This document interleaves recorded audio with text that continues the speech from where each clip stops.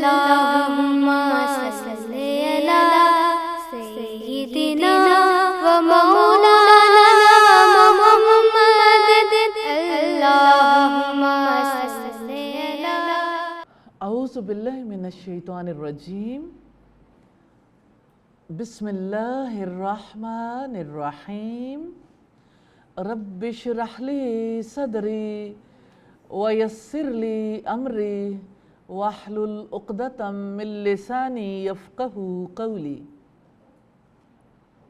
حدیث کی ایک کتاب جس کا نام الترغیب والترہیب ہے، حافظ منذری نے یہ کتاب اللہ تعالیٰ کے فضل و کرم سے اس میں احادیث جمع کی، اور اس کتاب کا ایک اختصار ہے مختصر الترغیب والترہیب، جس اس اختصار کے لیے حافظ ابن حجر عسقلانی نے کام کیا الحمدللہ، اور انہوں نے صحیح احادیث کا انتخاب کیا کیونکہ الترغیب والترہیب میں بہت زیادہ ضعیف احادیث بھی موجود ہیں۔ اور اس کی ریزن یہ ہے کہ ہمارے یہاں کچھ علماء کا یہ خیال ہے کہ ایسے اعمال میں جن کی رغبت دلانی مطلوب ہو یا جن کے لیے وعید دلانی مطلوب ہو تو اس میں ضعیف احادیث کو بھی قبول کیا جا سکتا ہے، جبکہ نبی صلی اللہ علیہ وسلم کا فرمان ہے من کذب علی متعمداً، جس نے جان بوجھ کر مجھ پر جھوٹ باندھا اس کو چاہیے کہ اپنا ٹھکانہ آگ میں بنا لے۔ اس اعتبار سے دیکھیں تو بہت بڑا کام ہے جو حافظ ابن حجر نے انجام دیا، اور اس کے بعد امام البانی نے اللہ تعالیٰ کے فضل و کرم سے الحمدللہ تو یہ مختصر الترغیب والترہیب ہے، جس کو انشاءاللہ تعالیٰ اللہ تعالیٰ کے فضل و کرم سے ہم ہر فرائیڈے پہ پڑھا کریں گے انشاءاللہ۔ ہم ان احادیث کو کس طرح سے پڑھیں گے؟ چونکہ ان احادیث سے نفع اٹھانے والے وہ افراد ہیں جو عربی زبان سے زیادہ تعلق نہیں رکھتے، اور وہ افراد بھی ہیں جو عربی زبان سے متعلق ہیں، تو اس کے لیے ہم درمیان کا راستہ اختیار کریں گے کہ ہم اس کا لفظی ترجمہ نہیں کریں گے، بلکہ اس کے اردو ترجمے کے ساتھ ہم حدیث کا جو اصل مفہوم ہے اور حدیث میں جس چیز کو نبی صلی اللہ علیہ وسلم سکھانا چاہتے تھے اس کو سیکھنے کی کوشش کریں گے۔ پہلی کتاب ہے کتاب الاخلاص، اور باب ہے الترغیب فیہ، یعنی اخلاص کی ترغیب کے بارے میں۔ عن ابی کبشۃ الانماری قال قال رسول اللہ صلی اللہ علیہ وسلم، سیدنا ابو کبشہ انماری سے روایت ہے کہ نبی صلی اللہ علیہ وسلم نے ارشاد فرمایا مثل هذه الامة کمثل اربعۃ نفر، اس امت کی مثال 4 آدمیوں کی طرح ہے۔ آپ نے بہت اچھے طریقے سے توجہ سے اس بات کو سننا بھی ہے، یاد رکھنا ہے، اور اس کو سمجھنے کی کوشش کرنی، اس پہ غور و فکر کرنا ہے۔ اگر لینگویج بیریئر آپ ہٹا دیتے ہیں تو آپ کے لیے غور و فکر کا چانس زیادہ بڑھ جاتا ہے الحمدللہ۔ اس امت کی مثال 4 آدمیوں کی طرح ہے۔ پہلا آدمی وہ ہے جسے اللہ تعالیٰ نے مال اور علم عطا فرمایا، اور وہ اپنے مال کے بارے میں اپنے علم کے مطابق عمل کرتا ہے، یعنی جہاں خرچ کرنے کا حق ہے وہاں خرچ کرتا ہے۔ توجہ دیجیے گا، ایک دفعہ پھر میں الفاظ دہراؤں گی۔ پہلا آدمی وہ ہے جسے اللہ تعالیٰ نے مال بھی دیا، علم بھی، وہ اپنے مال کے بارے میں اپنے علم کے مطابق عمل کرتا ہے، یعنی علم سے فائدہ اٹھاتا ہے ڈیسیژن میکنگ میں علم اس کی مدد کرتا ہے، جہاں خرچ کرنے کا حق ہے وہاں خرچ کرتا ہے، یعنی مال کے بارے میں وہ خود سے فیصلہ نہیں کرتا بلکہ اللہ تعالیٰ کے دیے ہوئے علم سے فیصلہ کرواتا ہے۔ تو اب اس کے لیے مال بھی نفع مند ہے اور علم بھی نفع مند ہے۔ امت میں سے یہ پہلا حصہ ہے۔ 4 آدمیوں میں سے دوسرا آدمی ہے وہ جسے اللہ تعالیٰ نے علم تو دیا ہے مگر مال نہیں دیا، اور وہ کہتا ہے کہ اگر میرے پاس بھی اسی طرح مال ہوتا تو میں بھی اس کی طرح عمل کرتا۔ یہ دونوں شخص اجر میں برابر ہوں گے۔ اب دیکھیے، پہلے شخص کے پاس تو مال بھی تھا، علم بھی، لیکن دوسرا شخص ایسا ہے جس کے پاس علم ہے مگر مال نہیں ہے، لیکن حسرت ہے۔ اس کے دل میں یہ پختہ ارادہ ہے کہ اگر مجھے مال مل گیا تو میں بھی پہلے آدمی کی طرح خرچ کروں گا، تو اس کو اس شخص کے اجر کے برابر اجر ملے گا، یعنی یہ دونوں اجر پانے والے لوگ ہیں۔ کیونکہ دونوں کے پاس مال نہیں ہے لیکن علم ہے۔ پہلے کے پاس علم بھی اور مال بھی، دوسرے کے پاس مال نہیں ہے، لیکن علم کی وجہ سے وہ رائٹ ڈیسیژن کرنے میں کامیاب ہو گیا، تو اجر میں دونوں برابر ہوں گے۔ تیسرا شخص وہ ہے جسے اللہ تعالیٰ نے مال تو دیا مگر اسے علم نہ دیا، اور وہ بے جا صرف کرتا ہے اور ناحق خرچ کرتا ہے۔ اب آپ دیکھیے کہ تیسرا فرد وہ ہے جس کے پاس علم نہیں ہے لیکن مال ہے۔ علم نہ ہونے کا نقصان کتنا بڑا ہے۔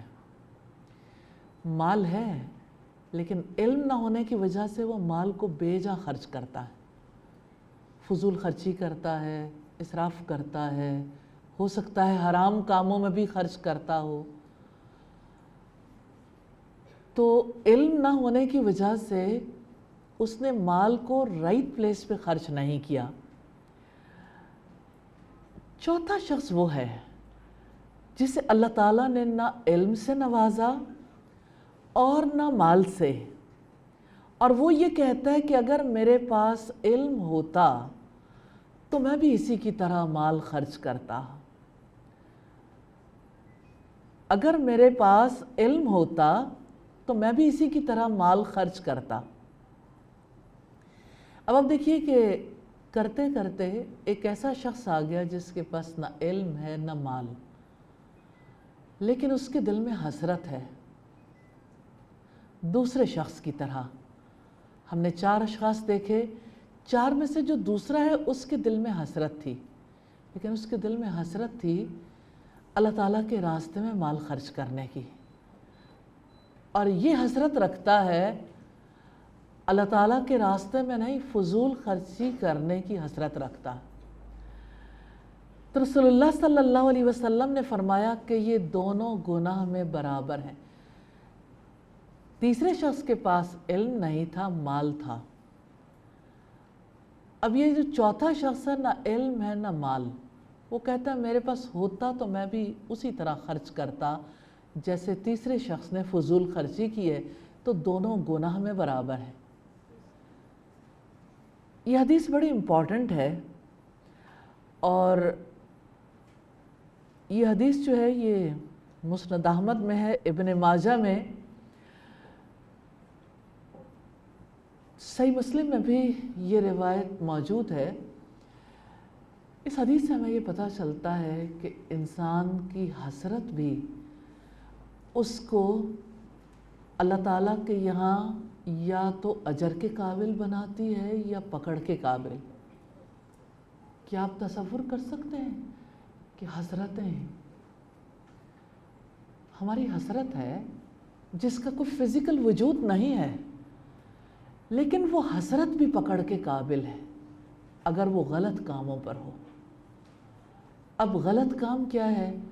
فضول خرچی کی حسرت رکھنا، جبکہ اس کے پاس نہ مال ہے اور نہ علم۔ وہ کہتا ہے اگر مال مل جائے تو میں بھی اسی طرح سے خرچ کر ڈالوں. جبکہ دوسرا شخص یہ کہتا تھا جس کے پاس علم تھا مگر مال نہیں تھا کہ مجھے مال مل جائے تو میں اپنے اس سچے علم کے مطابق اسے خرچ کروں. اس سے یہ پتہ چلتا ہے کہ ہم اپنی نفسیاتی کیفیات پر بھی اللہ تعالیٰ کے یہاں جواب دہ ہوں گے. آپ کی کتنی نفسیاتی کیفیات ہیں؟ مثال کے طور پر غصہ، غم، امید، نا امیدی، اور اسی طرح سے مایوسی ہے. اور پھر آپ دیکھیں کہ جیسے سٹریس ہے، آپ دباؤ کا شکار ہو جاتے ہیں اور آپ سمجھتے ہیں کہ میں صرف شکار ہوں. یہ بات نہیں سمجھتے کہ اپنی ول سے شکار ہوئے ہیں. جبر نہیں ہے، خود سے وہ راستہ اختیار کیا ہے. تو انسان اپنے دل میں اٹھنے والے جذبوں پر بھی یا تو اجر پاتا ہے یا اس کی پکڑ ہوتی ہے. آپ ایک تاثر جو کسی شخص کو دیتے ہیں، مثال کے طور پر حشاش بشاش چہرے سے ملتے ہیں، کیا اس پر اجر ہے؟ نبی صلی اللہ علیہ وسلم نے فرمایا آپ کا اپنے مسلمان بھائی کو مسکرا کر دیکھنا بھی صدقہ ہے. اب مسکراہٹ میں بخیلی کر لی، مسکرائے نہیں، ریزرو ہو گئے، یا آپ نے تھوڑے غصے والے جیسچرز دیے، کیا خیال ہے کیا اس پہ پکڑ نہیں ہوگی؟ اس پہ بھی پکڑ ہے. انسان کی حسرت، انسان کی ندامت، انسان کا نیکی کے کاموں کے بارے میں شوق رکھنا، انسان کا جو شوق ہے، اس کی جو رغبت ہے، اس پر بھی اجر ہے، اگرچہ کوئی انسان وہ نیک کام نہ کر پائے. اس حدیث کے حوالے سے آپ سے دریافت کرنا چاہتی ہوں، اپنے لیے کیا سوچا؟ 4 اشخاص میں سے کون سا شخص بننا ہے؟ کون سا شخص بن سکتے ہیں؟ کوئی تو پہلا شخص بن سکتا ہے، لیکن اگر پہلا شخص نہیں بھی بن سکے دوسرا ضرور بن سکتے ہیں، لیکن تیسرا اور چوتھا شخص نہیں بننا انشاءاللہ، کیونکہ تیسرا اور چوتھا کام جو ہے اللہ تعالیٰ کے یہاں پکڑ والا ہے. دوسری حدیث ہے وعن ابن عباس رضی اللہ تعالی عنہما ان رسول اللہ صلی اللہ علیہ وسلم قال فیما یروی عن ربہ عز وجل. سیدنا ابن عباس رضی اللہ تعالی عنہ سے روایت ہے کہ نبی صلی اللہ علیہ وسلم نے اپنے رب عز و جل سے روایت کرتے ہوئے ارشاد فرمایا کہ بے شک اللہ تعالیٰ نے نیکیاں اور برائیاں لکھ رکھی ہیں. کیا آپ اس بات کو سمجھتے ہیں کہ اللہ تعالیٰ نے نیکیاں اور برائیاں لکھ رکھی ہیں؟ اس سے کیا مراد ہے؟ یہ نیکیاں کرنے سے پہلے کی بات ہے، برائی کرنے سے پہلے کی بات ہے یا بعد کی بات ہے؟ جی پہلے کی بات ہے، بعد میں تو فرشتوں نے لکھنا. بے شک اللہ تعالیٰ نے نیکیاں اور برائیاں لکھ رکھی ہیں. پھر آپ صلی اللہ علیہ وسلم نے اس کی وضاحت اس طرح بیان کی کہ اگر کوئی نیکی کا ارادہ کر لے مگر اسے نہ کر سکے تو اس ارادے کی وجہ سے اللہ تعالیٰ اسے اپنے پاس ایک مکمل نیکی لکھتا ہے. اب دیکھیے اچھا ارادہ کیا ہے، کر نہیں پائے، لیکن اللہ تعالیٰ کے یہاں ایک مکمل نیکی لکھی جاتی ہے. اور اگر ارادہ کرنے کے بعد اسے عملی جامہ بھی پہنا دے تو اللہ تعالیٰ اپنے پاس 10 سے لے کر 700 تک، بلکہ اس سے بھی کہیں زیادہ، کئی گنا زیادہ نیکیاں لکھ لیتا ہے۔ اگر کوئی شخص برائی کا ارادہ کرنے کے بعد اس پر عمل نہ کرے تو پھر بھی اللہ تعالیٰ اپنے پاس اسے ایک مکمل نیکی لکھ لیتا ہے، اور ارادہ کرنے کے بعد اگر اس برائی کے مطابق عمل کر لیا تو اسے اللہ تعالیٰ اپنے پاس صرف ایک برائی لکھتا ہے۔ یہ بخاری اور مسلم کی روایت ہے۔ ایک روایت میں یہ الفاظ زیادہ ہیں کہ اللہ تعالیٰ اسے ایک برائی لکھتا ہے یا اسے بھی مٹا دیتا ہے۔ اللہ تعالیٰ کی بارگاہ میں صرف وہی شخص ہلاک ہوتا ہے جو خود کو تباہی اور ہلاکت میں ڈالنے والا۔ بات توجہ طلب ہے، بات ہے نیکی کی اور بدی کی۔ نیکی کیا ہے؟ نیکی کے بارے میں ہر شخص کا کانسیپٹ فرق ہے۔ ہمارے یہاں کتنے ہی کاموں کو نیکی کے کام سمجھا جاتا ہے، حالانکہ اللہ تعالیٰ کے نزدیک وہ نیکی کے کام نہیں ہوتے۔ دیکھیے قرآن حکیم ہمیں نیکی کے بارے میں کیا بتاتا ہے۔ نیکی یہ نہیں ہے کہ آپ اپنا رخ مشرق یا مغرب کی طرف کر دو۔ پھر نیکی کیا ہے؟ من آمن باللہ، جو اللہ تعالیٰ پر ایمان لایا۔ اللہ تعالیٰ نے جس آیت میں یہ بات بتائی ہے اس میں اللہ تعالیٰ پر ایمان ہے، فرشتوں پر ایمان ہے، اللہ تعالیٰ کی کتابوں پر، رسولوں پر، آخرت کے دن پر، یہ سارے نیکی کے کام ہیں۔ ایمان کوئی ایسی چیز نہیں ہے جس کا تعلق صرف زبان سے ہو۔ امام بخاری نے اپنی صحیح میں باب باندھا ہے، الایمان هو القول والعمل، ایمان قول بھی ہے اور عمل بھی، یعنی ایمان کا تعلق زبان سے بھی ہے اور ایمان کا تعلق عمل سے بھی ہے۔ ہماری سوسائٹی میں ایمان کو ایک جامد چیز سمجھا جاتا ہے کہ بس زبان سے کہہ دیا، اب اس نے نہ گھٹنا ہے نہ بڑھنا ہے۔ امام بخاری نے صحیح بخاری میں ایک اور باب باندھا ہے، الایمان یزید و ینقص، ایمان گھٹتا بھی ہے اور بڑھتا بھی ہے۔ جب انسان نیک اعمال کرتا ہے تو ایمان بڑھتا ہے، اور جب نیکیاں نہیں کرتا، گناہ کرتا ہے تو ایمان گھٹ جاتا ہے۔ اب ہم بات یہ کر رہے تھے اس حدیث کے حوالے سے، جب کوئی نیکی کا ارادہ کرتا ہے اور کر نہیں پاتا تب بھی اللہ تعالیٰ اس کے لیے نیکی لکھ لیتا ہے۔ جب وہ کر لیتا ہے تو 10 گنا سے لے کے 700 گنا، بلکہ اس سے بھی کئی گنا زیادہ اللہ تعالیٰ اپنے یہاں لکھ لیتا ہے۔ اس کے مقابلے میں جب کوئی گناہ کرتا ہے، اگر وہ ارادہ کرے تو اللہ تعالیٰ اس کو لکھتے نہیں ہیں، لیکن جب وہ کر ڈالے تو صرف ایک گناہ لکھا جاتا ہے۔ یہ اس کی رحمت ہے، یہ اس کی انسانوں کے ساتھ شفقت ہے کہ گناہ کے بارے میں اتنا چانس دیتا ہے، وہ جہانوں کا بادشاہ۔ لیکن ایک چیز ضرور ذہن میں رکھیے گا کہ گناہوں کے برے اثرات ہوتے ہیں۔ اللہ تعالیٰ کے یہاں جس گناہ سے توبہ کی جائے معافی مل جاتی ہے، مل سکتی ہے، وہ غفور و رحیم ہے۔ کیا آدم علیہ السلام کو اللہ تعالیٰ نے معاف نہیں کیا تھا؟ جس درخت کا پھل کھانے سے اللہ تعالیٰ نے روکا، انہوں نے جب پھل کھا لیا تو اللہ تعالیٰ نے انہیں وہ الفاظ سکھا دیے جس سے وہ توبہ کر سکیں، اور اللہ تعالیٰ نے ان کی توبہ قبول کر لی۔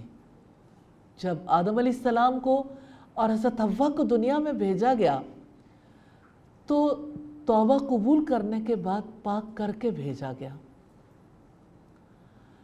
یہاں پہ 2 چیزیں بڑی امپورٹنٹ ہیں۔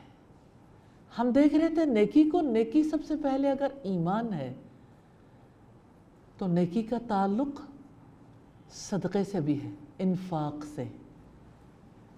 یعنی اللہ تعالیٰ کی راہ میں صدق دل سے اپنا مال خرچ کرنا نیکی ہے، چاہے وہ والدین پر ہو، چاہے وہ رشتہ داروں پر ہو، چاہے وہ محروم طبقات پر ہو۔ اسی طرح سے نماز پڑھنا نیکی ہے، اسی طرح زکوٰۃ ادا کرنا نیکی ہے، صبر کرنا نیکی ہے، سچ بولنا نیکی ہے، اور راستے میں پڑے ہوئے پتھر کو یا ایذا دینے والی چیز کو ہٹا دینا بھی نیکی ہے، کسی مسلمان کو مسکرا کر دیکھنا بھی نیکی ہے۔ سوال یہ پیدا ہوتا ہے، نیکیوں کا پتہ تو بہت سو کو ہوتا ہے، لیکن نیکی کی رغبت، نیکی کا شوق ہر دل میں نہیں ہوتا۔ نیکی کرنا ہر کوئی اپنے لیے ضروری خیال نہیں کرتا۔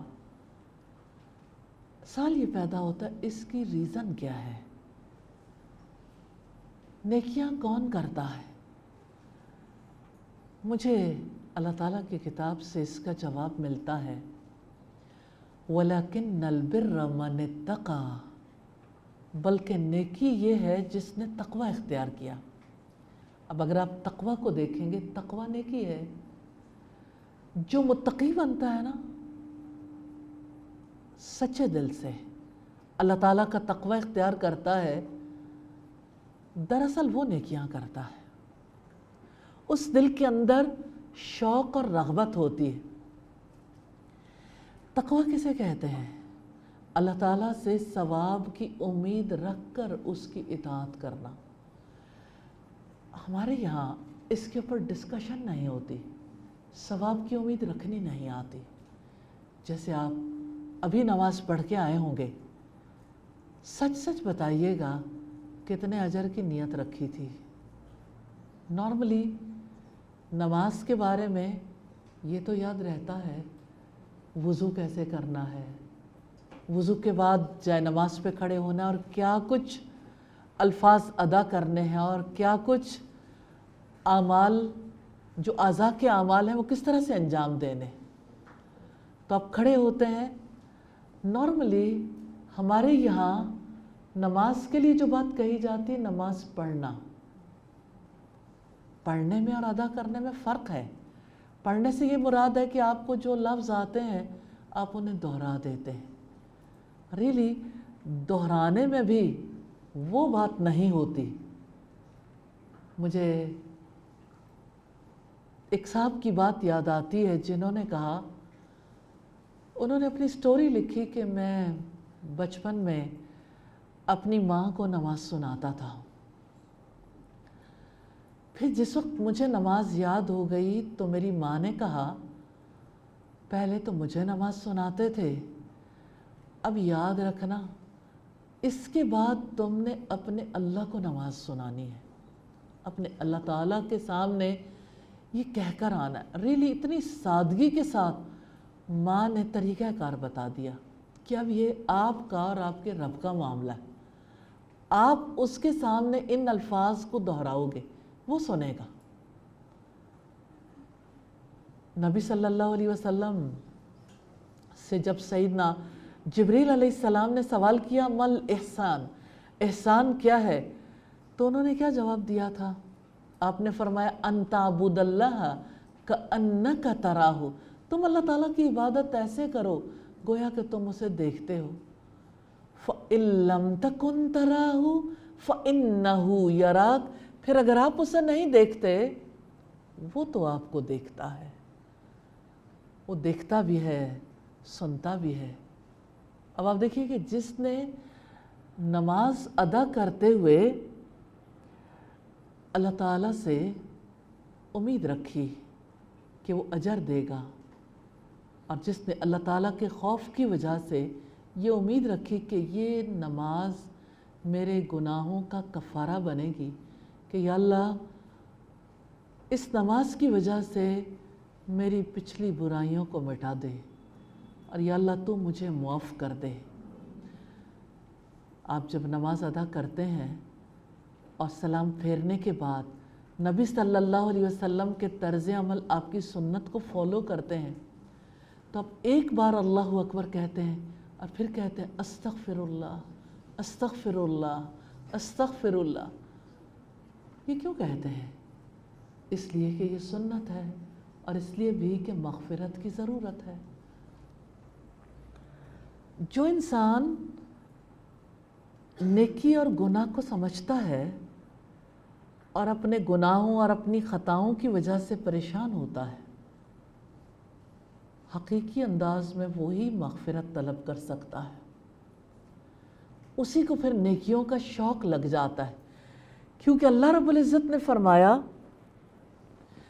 ان الحسنات، بے شک نیکیاں یذہبن السیئات، برائیوں کو لے جاتی ہیں. تو نیکی کرنے کا شوق اس دل کے اندر پیدا ہوتا ہے جس کو اپنے گناہ معاف کروانے ہیں.